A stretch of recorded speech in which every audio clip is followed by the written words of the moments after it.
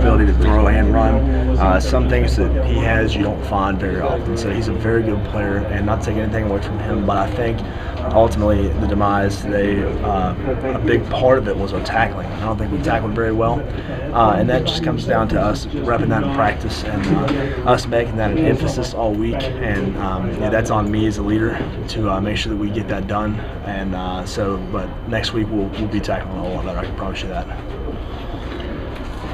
Can you take anything positive out of particularly the second half? The defense didn't give up any points. The one touchdown they scored was only the interception. But I know it's tough after a game like this, but can there be a little bit of a silver lining there? There's always a silver lining in everything you do. For me, I think that it's very important for us to recognize, like, the bad situation is very obvious. So it's not like I have to point that out to anybody. But what I do think is very positive, and I can't take away from this, is if you look, defense did a whole lot better stepping up in the second half. I think we played more as a team. I think we communicated better as a unit.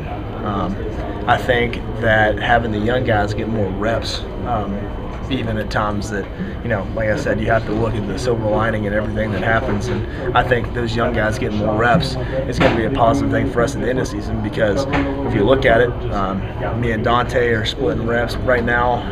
But if we have a 90-snap game, that's a whole lot of snaps. Even at the nose position, Derek's is taking 50, 60 snaps a game. And, when we play a team that's going to run 100 plays, eventually it's going to catch up after 12, 13 games. You know what I mean? So that's something that we have to take into account. I also think that right now is the best time if we're going to lose a game. And I think right now is the best time to do it, because it's going to help us get picked up, slapped around a little bit, put back down. And as soon as we get back into Big 12 play, we have a huge opponent next week, still non-conference. And then as soon as we get into Big 12 play, that's really where, if we're going to take a loss and we're going to wear one, right now is the time to do it. Reese, your D coordinator talked about how when you guys were rushing Kelly, you felt like you guys were trying to go a little too high and maybe need to go more for the hip kind of thing. What was your view on what you could maybe do differently against a guy like that if you face someone similar?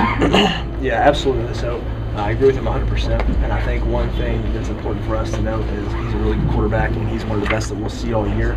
That does not give us an excuse, though, for our bad tackling. So this week, we're going to get after tackling a little bit better.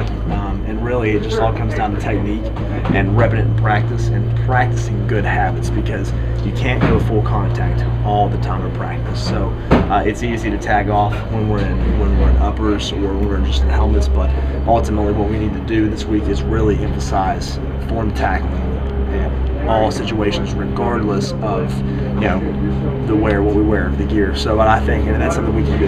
That's something we can practice every single day. It's those little habits. So I think that's going to be a big emphasis. What's your unit lose without Taj, and how hard is it to see a play like that result in a bad injury? We love Taj. Taj he's a really good person on and off the field, and I wish the best for him. I'll be praying for him here. But ultimately, as a team, when adversity strikes, this gives us an opportunity to step up and fill those shoes, and those are some big shoes to fill. Like I said, he's a great player, but again, I just talked to him before I came out here. He wants the best for us. He's a little down in the dumps about it, but he's going to persevere. And that's the type of person he is. He will persevere, and he'll come back even stronger. So, and he's also going to be our #1 fan and there to support us. He's not going to be a tap-out guy. I guarantee you, after everything that's done with him, he'll be back on the field cheering us on, and being there for us.